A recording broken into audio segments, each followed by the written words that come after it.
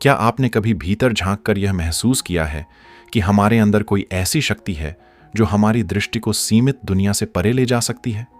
यही शक्ति है तीसरा नेत्र। परमहंस योगानंद की दिव्य चेतना पद्धति हमें यह सिखाती है कि इस तीसरे नेत्र को कैसे जागृत किया जाए। और जब यह नेत्र खुलता है तो जीवन केवल बदलता नहीं, वह एक नई दिशा, एक नया आयाम ले लेता है। हम सभी के भीतर एक गूढ़ चेतना छिपी हुई है, ऐसी चेतना जो हमें परम सत्य की ओर खींचती है। यह कोई साधारण मार्ग नहीं, बल्कि एक अंतरयात्रा है, एक ऐसी यात्रा जो आत्मज्ञान के द्वार खोल देती है। क्या आप इस यात्रा के लिए सचमुच तैयार हैं? यदि हां, तो मन ही मन एक संकल्प लें कि आज से आप केवल देखने की नहीं, अनुभव करने की कोशिश करेंगे। इस ऑडियो बुक में हम तीसरे नेत्र की गहराइयों को समझेंगे और जानेंगे कि कैसे परमहंस योगानंद की वह अद्भुत विधि इस रहस्य से हमें जोड़ सकती है। आपका जीवन कैसे रूपांतरित हो सकता है, यह इस ज्ञान की गहराई तय करेगी। तो अंत तक सुनिए, समझिए और महसूस कीजिए। और हां, यदि ये बातें आपके भीतर कुछ हलचल पैदा करें तो इस अनुभूति को दूसरों से साझा करना न भूलें।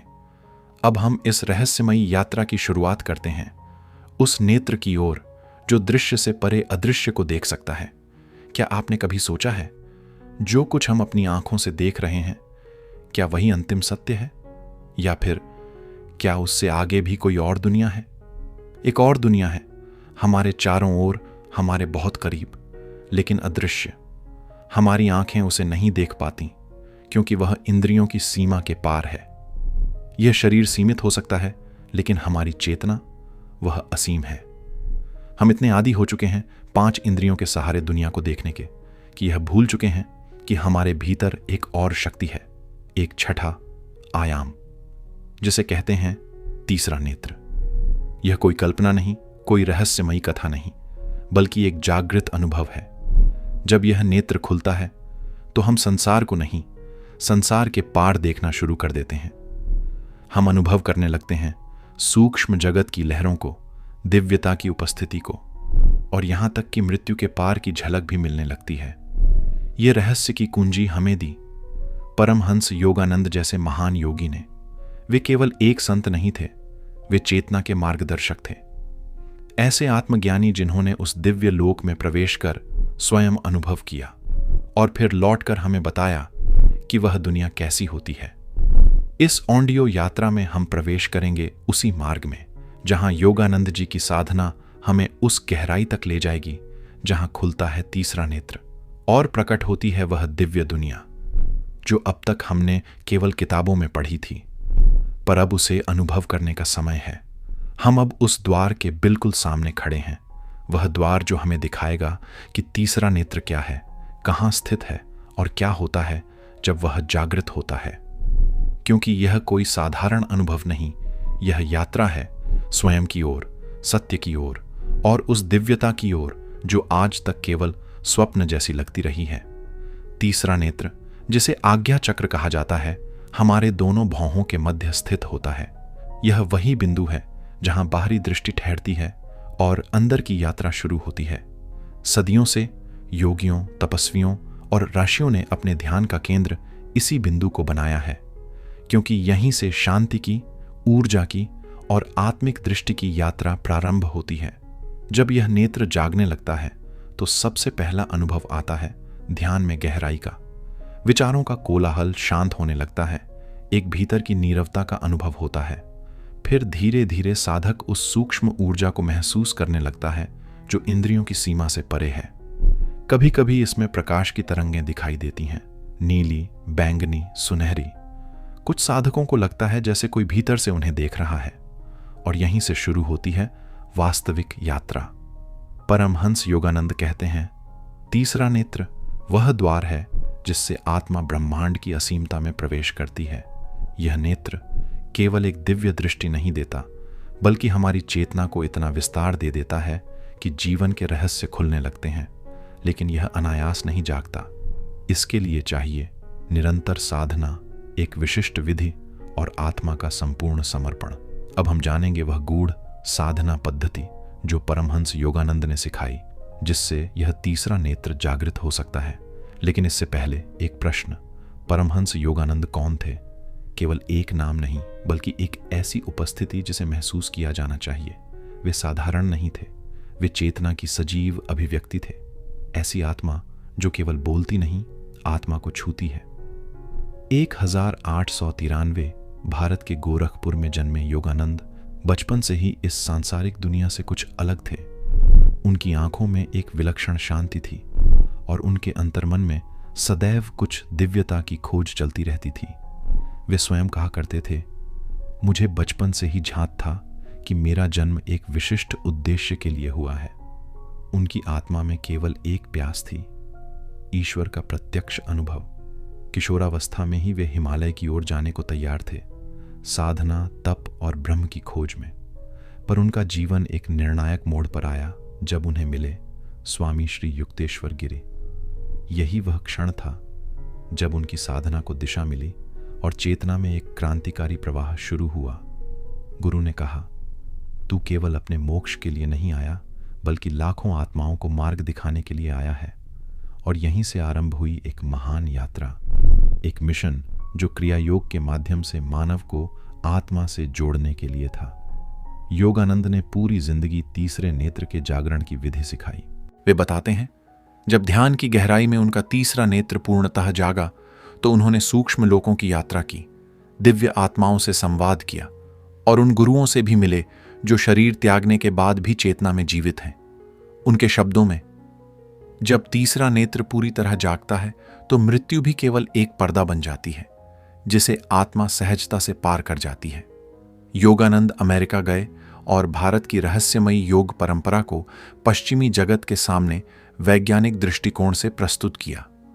उन्होंने ध्यान, ऊर्जा और चेतना को केवल आध्यात्मिक नहीं बल्कि वैज्ञानिक पद्धति के रूप में भी समझाया। उनकी पुस्तक ऑटोबायोग्राफी ऑफ अ योगी आज भी विश्व की सबसे गूढ़, रहस्यमय और जीवन को बदल देने वाली आत्मकथाओं में गिनी जाती है। लेकिन यह केवल एक किताब नहीं, यह एक मंत्र है, एक द्वार है, ऐसा द्वार जो उस लोक तक ले जाता है जहां शब्द नहीं, केवल अनुभव बोलते हैं। और अब समय है उस रहस्य को जानने का जिसे परमहंस योगानंद ने तीसरे नेत्र के लिए प्रकट किया। कैसे एक साधारण मनुष्य भी इस विधि से दिव्यता का साक्षात्कार कर सकता है। अब हम प्रवेश करेंगे उस गूढ़ चेतना विधि में जिससे तीसरा नेत्र जागता है और वो अदृश्य संसार खुलता है जो सदियों से हमारे ही भीतर छिपा बैठा है। परमहंस योगानंद की साधना कोई कठिन योग क्रिया नहीं थी, लेकिन जैसे कोई सरल दिखने वाली नदी गहराई में एक महासागर हो, वैसी ही थी उनकी साधना। क्रिया योग, उन्होंने इसे कहा आत्मा की सीधी उड़ान ईश्वर की ओर। यह योग शब्दों से नहीं, श्वास से शुरू होता है, क्योंकि श्वास ही है जीवन का मूल और चेतना का सबसे पहला पुल। योगानंद कहते थे, जब तुम श्वास को देखना शुरू करते हो तो तुम धीरे धीरे संसार से भीतर उतरने लगते हो, और जब श्वास थमती है मन भी रुक जाता है। यहीं से शुरू होती है परम यात्रा। क्रिया योग की 3 सीढ़ियां हैं। पहली, श्वास पर जागरूकता। बैठो मौन होकर, रीढ़ सीधी, शरीर स्थिर, मन शांत। अब केवल देखो, श्वास भीतर जा रही है और बाहर आ रही है। ना रोकना, ना खींचना, सिर्फ साक्षी बनकर देखना। धीरे धीरे यह अभ्यास मन की हलचल को शांत करता है और ध्यान भीतर उतरने लगता है। दूसरी, ऊर्जा की सूक्ष्म अनुभूति। जब श्वास मंद हो जाती है तो शरीर में ऊर्जा का प्रवाह स्पष्ट महसूस होता है। वही ऊर्जा है जो तीसरे नेत्र की ओर उठती है। योगानंद कहते थे, इस ऊर्जा को मूलाधार से आज्ञा तक ले जाओ, रीढ़ की सीढ़ियां चढ़ते हुए। यही है ऊर्ध्वगामी प्राणशक्ति की साधना। तीसरी, दृष्टि को आज्ञा चक्र पर स्थिर करना। दोनों आंखें बंद करके ध्यान केंद्रित करो उस बिंदु पर जो दोनों भौहों के बीच है।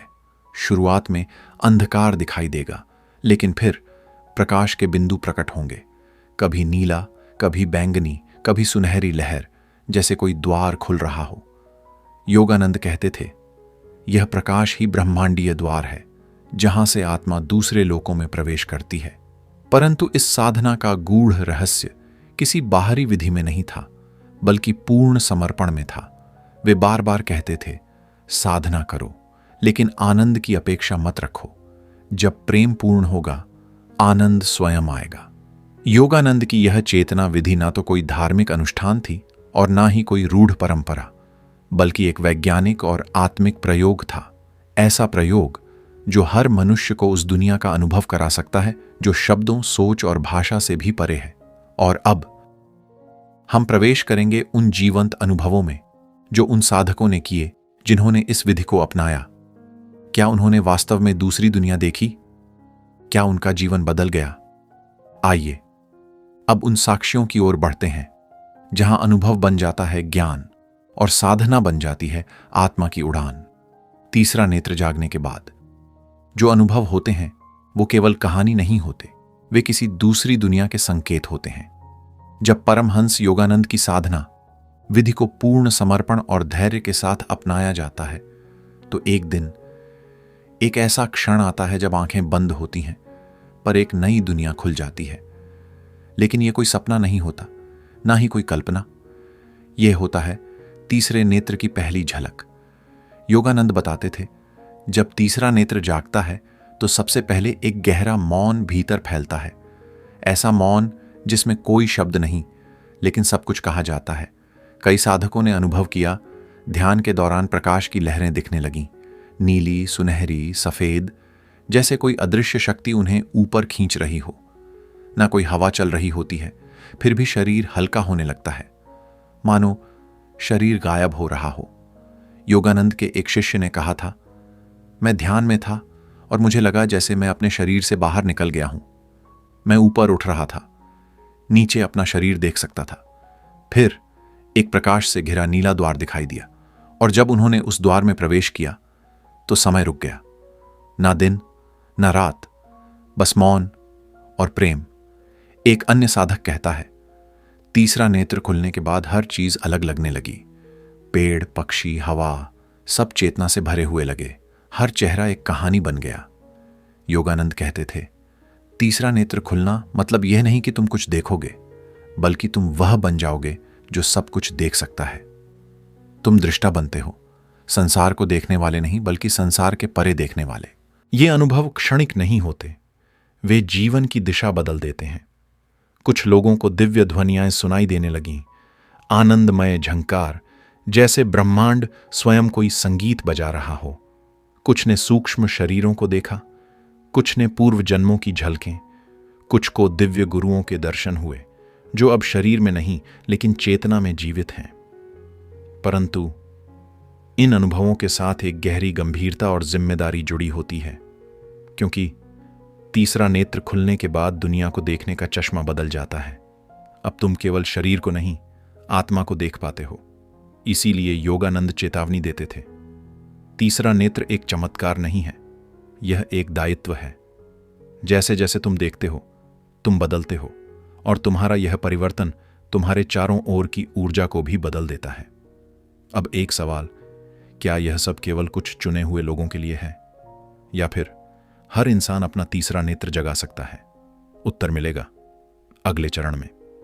योगानंद कहते थे, ईश्वर ने तुम्हें सीमित नहीं बनाया, तुम्हारा अज्ञान ही तुम्हारी सीमा बन गया है। तीसरा नेत्र कोई विशेष उपहार नहीं है, यह हर मनुष्य में जन्म से ही मौजूद है। जैसे कोई गहरी नदी हो जिस पर धूल और मिट्टी की परत जम गई हो, उसी तरह हमारे भीतर भी तीसरा नेत्र छिपा होता है, मन की परतों के नीचे। ये परतें क्या हैं? भय, क्रोध, वासना, लालच, अज्ञान और सबसे बड़ा, स्वयं से अनजान होना। परमहंस योगानंद कहते थे, हर व्यक्ति ध्यान द्वारा इन परतों को हटा सकता है, अपने भीतर की दृष्टि को जगा सकता है। पर सवाल उठता है, क्या यह आसान है? उत्तर है नहीं, लेकिन संभव है। जैसे बीज को वृक्ष बनने में समय लगता है, वैसे ही ध्यान और साधना से तीसरा नेत्र धीरे धीरे सक्रिय होता है। और जब यह सक्रिय होने लगता है तो मिलते हैं कुछ संकेत। तीसरा नेत्र, जिसे अध्यात्म में आज्ञा चक्र कहते हैं, जब जागृत होता है तो अनुभव केवल दृष्टि तक सीमित नहीं रहता, वह संपूर्ण चेतना को बदल देता है। परमहंस योगानंद की साधना विधि जब कोई साधक सच्चे समर्पण और धैर्य के साथ अपनाता है तो एक दिन उसकी आंखें बंद होते हुए भी एक नई दुनिया खुलने लगती है। यह कोई स्वप्न नहीं होता, न ही कल्पना, यह होता है तीसरे नेत्र की पहली झलक। योगानंद कहते थे, जब तीसरा नेत्र जागता है तो भीतर एक गहरी शांति फैलती है, मानो मौन बोलने लगे, और वह मौन सब कुछ कह जाता है। कई साधकों ने अनुभव किया कि ध्यान के दौरान उन्हें प्रकाश की लहरें दिखने लगीं, नीली, सुनहरी, सफेद, और उन लहरों में एक अदृश्य शक्ति जैसे उन्हें ऊपर खींचने लगी। शरीर हल्का हो जाता है, जैसे अस्तित्व से परे कुछ और भी है। एक शिष्य ने बताया, मैं ध्यान कर रहा था और अचानक लगा मैं शरीर से बाहर निकल गया हूं, मैं ऊपर उठ रहा हूं, नीचे अपना शरीर देख सकता हूं। और फिर एक द्वार दिखा, नीले प्रकाश से घिरा हुआ। जब मैंने उस द्वार में प्रवेश किया तो समय जैसे रुक गया, बस मौन और प्रेम शेष रह गया। तीसरे नेत्र के बाद दुनिया वैसी नहीं रहती जैसी पहले थी। हर वस्तु में चेतना झलकने लगती है। पेड़, पक्षी, हवा, सब सजीव महसूस होते हैं। मनुष्यों के चेहरे अब कहानियां बोलते हैं, और व्यक्ति दृष्टा बन जाता है, वह जो सब कुछ देख सकता है भीतर से। कुछ साधकों ने दिव्य ध्वनियां सुनी, जैसे अंतरिक्ष में कोई संगीत बज रहा हो। कुछ को सूक्ष्म शरीरों के दर्शन हुए, कुछ ने अपने पूर्व जन्मों की झलकें देखी, कुछ ने ऐसे गुरुओं से मुलाकात की जो अब देह में नहीं हैं, लेकिन चेतना में अब भी जीवित हैं। पर यह अनुभव केवल कुछ क्षणों के नहीं होते, ये जीवन की दिशा बदल देते हैं, और साथ आता है एक गहरा दायित्व। योगानंद चेतावनी देते थे, तीसरा नेत्र कोई चमत्कार नहीं, यह चेतना का विस्तार है। जब दृष्टि बदलती है तो जीवन बदलता है, और वह केवल स्वयं में नहीं बल्कि आसपास की ऊर्जा में भी उतरने लगता है। तो प्रश्न उठता है, क्या यह केवल कुछ लोगों के लिए है? नहीं, यह हर मनुष्य में जन्मजात है। पर जैसे किसी गहरी नदी पर धूल और मिट्टी की परत जम जाए, उसकी गहराई दिखती नहीं, वैसे ही हमारे भीतर का तीसरा नेत्र भी मन की परतों, भय, क्रोध, लालच, अज्ञान के नीचे छिप जाता है। पर यह परतें हट सकती हैं, ध्यान और साधना द्वारा। आसान नहीं, पर असंभव भी नहीं। और जब तीसरा नेत्र सक्रिय होने लगता है तो कुछ महीन लेकिन गहरे संकेत मिलने लगते हैं। मन बिना कारण शांत हो जाता है। आंखें बंद करते ही प्रकाश के बिंदु दिखते हैं। सिर के बीचों बीच हल्की स्पंदना होती है। नींद में भी जागृति का एहसास होने लगता है, और दूसरों की भावना बिना कहे समझ में आने लगती है।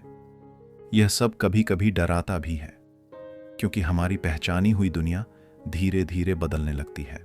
लेकिन यह ध्यान कोई दिखावे का अभ्यास नहीं, बल्कि अंतर की साक्षी अवस्था है। हर दिन सुबह या रात कुछ पल मौन में बैठ जाना, बिना मोबाइल, बिना शब्द, बिना अपेक्षा, बस होना, यही ध्यान की शुरुआत है।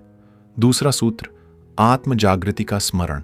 दिन भर की भागदौड़ में हम फिर से बाहरी हो जाते हैं, इसलिए हर एक घंटे में एक पल रुककर केवल एक प्रश्न पूछो, क्या मैं जागा हुआ हूं? यह प्रश्न तुम्हारी चेतना को फिर से भीतर खींच लाता है। तीसरा सूत्र, संयम। तीसरे नेत्र की ऊर्जा अत्यंत सूक्ष्म होती है। यदि जीवन में अधिक उत्तेजना, असंतुलन या क्रोध हो तो यह ऊर्जा धीरे धीरे बिखर जाती है। योगानंद जी कहते थे, जिसने इंद्रियों पर विजय पाली वही आत्मा की दृष्टि को स्थिर कर सकता है। चौथा सूत्र, सत्संग और आत्मिक संगति। हम जिनके बीच रहते हैं उन्हीं की ऊर्जा हम पर असर डालती है। यदि हमारे चारों ओर केवल भौतिक बातें, टीवी, मोबाइल और नकारात्मक विचार हों तो चेतना फिर से सो जाती है। लेकिन अगर तुम योगियों के वचन सुनो, गुरु की जीवनी पढ़ो, साधकों के बीच समय बिताओ, तो यह दृष्टि बनी रहती है। पांचवा सूत्र, सेवा। तीसरे नेत्र की दृष्टि सिर्फ आत्मानुभूति के लिए नहीं होती, वह तुम्हें दूसरों की आत्मा को छूने की शक्ति भी देती है। जब तुम दूसरों के दुहक को मौन में समझते हो, बिना बदलने की कोशिश किए उन्हें अपनाते हो, तो यही सेवा बन जाती है। योगानंद जी कहते थे, जो आत्मा के स्तर पर देता है वही सच्चा दाता होता है। अब तुम केवल देखना नहीं चाहते, बल्कि तुम चाहते हो कि दूसरों के दुख को हल्का कर सको।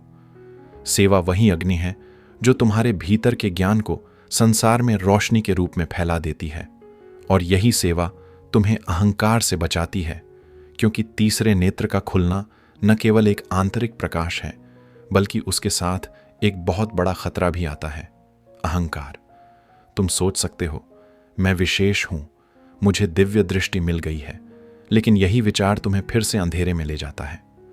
जो व्यक्ति सेवा करता है वह झुकता है, वह प्रेम करता है, वह यह जानता है कि मैं कुछ नहीं हूं, सब कुछ उसी की कृपा है। अब एक अंतिम सवाल उठता है, क्या तीसरे नेत्र की पूरी शक्ति का कोई चरम बिंदु होता है? क्या कोई ऐसा क्षण आता है जब चेतना पूरी तरह से मुक्त हो जाती है? इसका उत्तर हम आगे जानेंगे। जब तीसरा नेत्र पूरी तरह से जाग जाता है तो क्या होता है? क्या जीवन वैसा ही रहता है जैसा पहले था, या फिर कुछ मूलभूत रूप से बदल जाता है? परमहंस योगानंद कहते थे, तीसरे नेत्र का पूर्ण जागरण मृत्यु के पार जीवन को देखने की कला है। जब तीसरा नेत्र पूरी तरह जागता है तो दुनिया वैसी नहीं रहती जैसी तुम्हें अब तक दिखती थी। तो क्या होता है जब तीसरा नेत्र पूरी तरह जागृत हो जाता है? पहला, दृष्टि बदलती है। अब सारा अस्तित्व एक जैसा दिखने लगता है। तुम मनुष्य को केवल शरीर से नहीं देखते, बल्कि उस शरीर के पीछे बहती चेतना की नदी को महसूस करते हो। अब कोई अमीर गरीब, सुंदर कुरूप, धर्म जाति नहीं दिखती। सिर्फ एक शुद्ध ऊर्जा दिखती है जो हर रूप में बह रही होती है। यह दृष्टि इतनी करुणा से भर जाती है कि तुम शत्रु को भी मित्र की तरह देखना शुरू कर देते हो। दूसरा, मृत्यु का डर समाप्त हो जाता है। जिसे लोग मृत्यु कहते हैं, वह तुम्हारी आंखों में सिर्फ एक स्थान परिवर्तन बन जाती है। अब तुम जानते हो कि मैं यह शरीर नहीं हूं, मैं यह विचार नहीं हूं, मैं यह नाम, धर्म, पहचान नहीं हूं। मैं हूं केवल चेतना, अजर, अमर, अखंड। जब यह अनुभव स्थायी हो जाता है तो मृत्यु जीवन का अंत नहीं, बल्कि एक नए अध्याय की शुरुआत बन जाती है। तीसरा, संकल्प की शक्ति कई गुना बढ़ जाती है। जब तीसरा नेत्र जागता है तो तुम जो भी सोचते हो वह विचार ब्रह्मांड की गहराइयों में उतरकर तुरंत क्रिया में बदलने लगता है। अब कोई सामान्य इच्छा तुम्हें छू भी नहीं सकती। अब तुम्हारे संकल्प सिर्फ तुम्हारे लिए नहीं, समष्टि की भलाई के लिए बनते हैं। यह कारण है कि गुरुओं जैसे योगानंद अपनी इच्छाओं से प्रकृति को प्रभावित कर सकते थे, बारिश बुला सकते थे, रोगी को ठीक कर सकते थे और हजारों मील दूर किसी शिष्य के दुख को भी अनुभव कर सकते थे। चौथा, अहंकार की मृत्यु हो जाती है। अब तुम किसी व्यक्ति की तरह नहीं जीते। अब तुम उस शून्य की तरह जीते हो जिसमें सब कुछ समाया है। तुम अब मैं क्या हूं से अधिक मैं नहीं हूं का अनुभव करते हो। तुम अब नदी नहीं, सागर हो जाते हो, बिना किसी सीमा के। पांचवा, गुरु की कृपा प्रत्यक्ष अनुभव बन जाती है। अब गुरु केवल एक व्यक्ति नहीं रहते। अब वे हर श्वास, हर धड़कन में जीवित हो जाते हैं। अब वे किसी मूर्ति में बंद नहीं रहते, वे तुम्हारे भीतर एक ज्योति बन जाते हैं। परमहंस योगानंद ने कहा था, जिस क्षण तुम्हारी चेतना तैयार होती है, गुरु भीतर प्रकट हो जाता है। और यही होता है जब तीसरा नेत्र पूरी तरह खुल जाता है। अब एक सवाल उठता है, क्या इस अवस्था में जीवन की समस्याएं समाप्त हो जाती हैं, या फिर कुछ नया संघर्ष शुरू होता है? अब हम उस गहरे रहस्य पर ध्यान केंद्रित करेंगे जो तीसरे नेत्र के पूर्ण जागरण के बाद होता है। तीसरा नेत्र और परम ज्ञान की अंतिम छलांग, जहां ना कोई साधक बचता है, ना कोई साधना। जब तीसरा नेत्र पूरी तरह से जाग जाता है तो जीवन में एक अद्भुत परिवर्तन होता है। यह परिवर्तन इतना गहरा होता है कि साधक की पहचान को पूरी तरह मिटा देता है। पहला, अंततः साधक नहीं रहता, वह केवल साक्षी बन जाता है। जब तुम्हारी आंखें तीसरे नेत्र से देखती हैं तो तुम्हें यह एहसास होता है कि तुम जो कुछ भी थे वह सब मात्र एक स्वप्न था। तुम अब केवल होने के अनुभव में रहते हो। जो कुछ भी पहले था वह सब अब मिट चुका है। तुम बस साक्षी बनकर जीवित हो। तुमने जो महसूस किया था वह भी एक भ्रम था। तुमने जो इस संसार को एक व्यक्तिगत अनुभव के रूप में जाना था वह भी अब सर्वव्यापी बन गया है। अब तुम साक्षी हो, वह जो इस शरीर, इस मन, इस दुनिया के खेल को देखता है लेकिन उनसे न जुड़ता है, न प्रभावित होता है। अब तुम जानते हो कि मैं ना शरीर हूं, न मन, न विचार। मैं वही शुद्ध चेतना हूं जो सब कुछ देख रही है। दूसरा, आत्मा का मिलन, भ्रम से अंतिम अनुभव। जब तीसरा नेत्र पूरी तरह से खुलता है तो एक दिन अचानक तुम्हें यह महसूस होता है कि तुम स्वयं ब्रह्म हो, तुम स्वयं शुद्ध अस्तित्व हो। अब तुम्हारा अस्तित्व केवल तुम्हारे शारीरिक शरीर तक सीमित नहीं रहता, यह विराट हो जाता है, यह सब में समाया हुआ होता है। यहां कोई अंतर नहीं रहता तुम में और ब्रह्म में। तुम वही हो जो अनंत है, निराकार है और सर्वव्यापी है। इस अनुभव में तुम और ब्रह्म दोनों एक ही होते हैं। तीसरा, कोई साधना नहीं रहती। जब तुम्हारा अनुभव सत्य हो जाता है तब कोई साधना नहीं रहती। अब ना कोई ध्यान, ना कोई व्रत, ना कोई विधि की आवश्यकता होती है, क्योंकि तुम्हारा वर्तमान ही पूरे ब्रह्मांड का सर्वोत्तम ध्यान बन जाता है। तुम जितना गहरे इस सत्य में डूबते हो उतना अधिक तुम पाते हो। तुम स्वयं ही ब्रह्म हो। तुम स्वयं ही वह चेतना हो जो हर एक रूप में प्रकट होती है। साधना से कोई अंतर नहीं पड़ता, क्योंकि अब साधक और साधना दोनों एक हो जाते हैं। चौथा, संसार एक खेल की तरह प्रतीत होने लगता है। अब इस दुनिया में कुछ भी स्थायी नहीं लगता। सभी रिश्ते, सभी घटनाएं, सभी परिस्थितियां मात्र खेल जैसी प्रतीत होती हैं। तुम जीवन को उसी तरह देखना शुरू कर देते हो जैसे एक अभिनेता अपने अभिनय को देखता है, बिना जुड़ाव, बिना प्रभावित हुए। अब तुम जानते हो कि जो कुछ भी है वह माया है, एक सपना है जो कुछ क्षणों के लिए दिखाई देता है। तुम उसे स्वीकार करते हो, लेकिन उसे थामते नहीं, क्योंकि अब तुम जानते हो तुम सिर्फ ब्रह्म हो। यह संसार तुम्हारी रचना है, तुम्हारी चेतना का एक विस्तार है।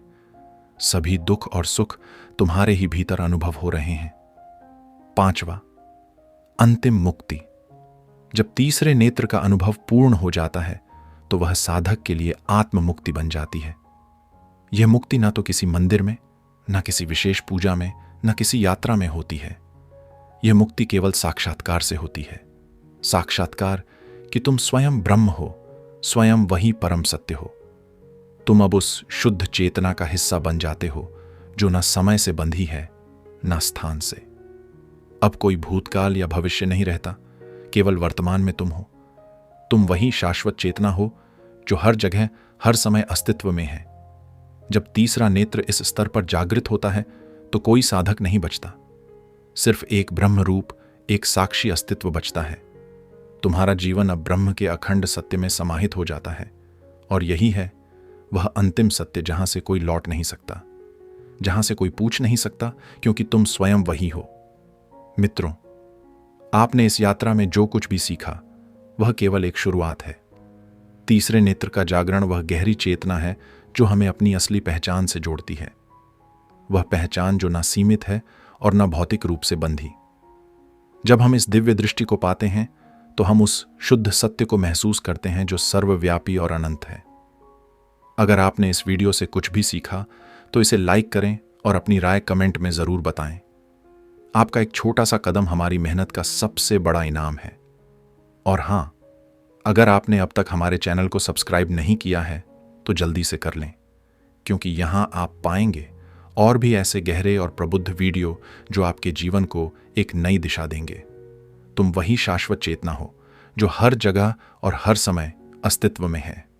जब तीसरा नेत्र इस स्तर पर जागृत होता है तो कोई साधक नहीं बचता, सिर्फ एक ब्रह्म रूप, एक साक्षी अस्तित्व बचता है। तुम्हारा जीवन अब ब्रह्म के अखंड सत्य में समाहित हो जाता है, और यही है वह अंतिम सत्य जहां से कोई लौट नहीं सकता, जहां से कोई पूछ नहीं सकता, क्योंकि तुम स्वयं वही हो। मित्रों, आपने इस यात्रा में जो कुछ भी सीखा वह केवल एक शुरुआत है। तीसरे नेत्र का जागरण वह गहरी चेतना है जो हमें अपनी असली पहचान से जोड़ती है। वह पहचान जो ना सीमित है और ना भौतिक रूप से बंधी। जब हम इस दिव्य दृष्टि को पाते हैं तो हम उस शुद्ध सत्य को महसूस करते हैं जो सर्वव्यापी और अनंत है। अगर आपने इस वीडियो से कुछ भी सीखा तो कृपया इसे लाइक करें और अपनी राय कमेंट में जरूर बताएं। आपका एक छोटा सा कदम हमारी मेहनत का सबसे बड़ा इनाम है।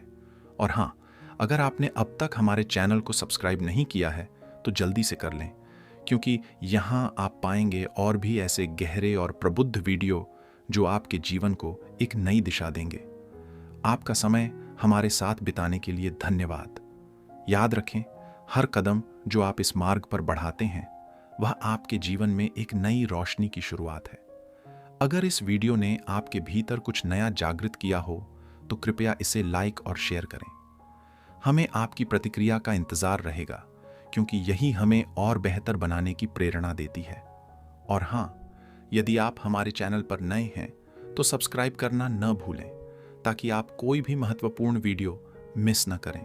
सभी को शांति और अनंत प्रेम की शुभकामनाएं। धन्यवाद, और अगले वीडियो में मिलते हैं।